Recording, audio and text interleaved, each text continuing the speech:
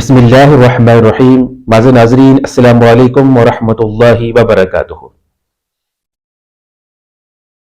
حضرت عائشہ رضی اللہ تعالیٰ عنہ سے روایت ہے کہ نبی مہربان صلی اللہ علیہ وسلم نے ارشاد فرمایا کہ سب سے زیادہ کامل ایمان والا مومن وہ ہے جو ان میں سب سے زیادہ اخلاق والا ہے اور جو اپنے بال بچوں پر سب سے زیادہ مہربان ہے.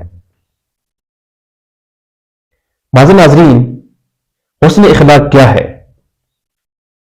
حضرت علی رضی اللہ تعالیٰ عنہ فرماتے ہیں کہ حسن اخلاق میں 3 چیزیں شامل ہیں. نمبر 1، حرام سے بچنا. نمبر 2، حلال طلب کرنا. نمبر 3، اہل و عیال کے ساتھ عمدہ سلوک کرنا. عبدالرب مبارک رحمۃ اللہ علیہ ارشاد فرماتے ہیں کہ حسن اخلاق یہ ہے کہ آپ لوگوں کے ساتھ خندہ پیشانی سے پیش آئیں، قولی اور فعلی بھلائی میں سب سے آگے ہوں، اور اسی طرح قولی اور فعلی لحاظ سے آپ کسی کو تکلیف نہ دیں. حضرت ماوردی فرماتے ہیں کہ حسن اخلاق یہ ہے کہ انسان نرم مزاج ہو، تحمل مزاج ہو، رحم دل ہو اور خوش طبع ہو.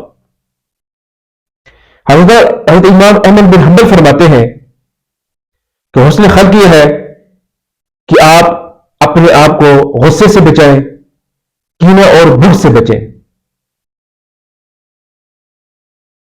بعض لوگوں نے کہا کہ حسن خلق یہ ہے کہ لوگوں کو ہر تکلیف سے بچائیں اور لوگوں کی تکلیف کو برداشت کریں.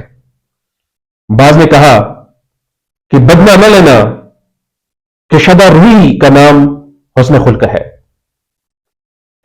امام غزالی فرماتے ہیں کہ انسان کے اندر مختلف قوتیں ہیں، اس میں سے 2 بڑی قوتیں ہوتی ہیں. ایک کا نام قوت غضب ہے اور دوسرے کا نام قوت شہوت ہے. قوت غضب اور قوت شہوت کو اعتدال میں رکھنا، شریعت کے تابع رکھنا، یہ حسن اخلاق ہے.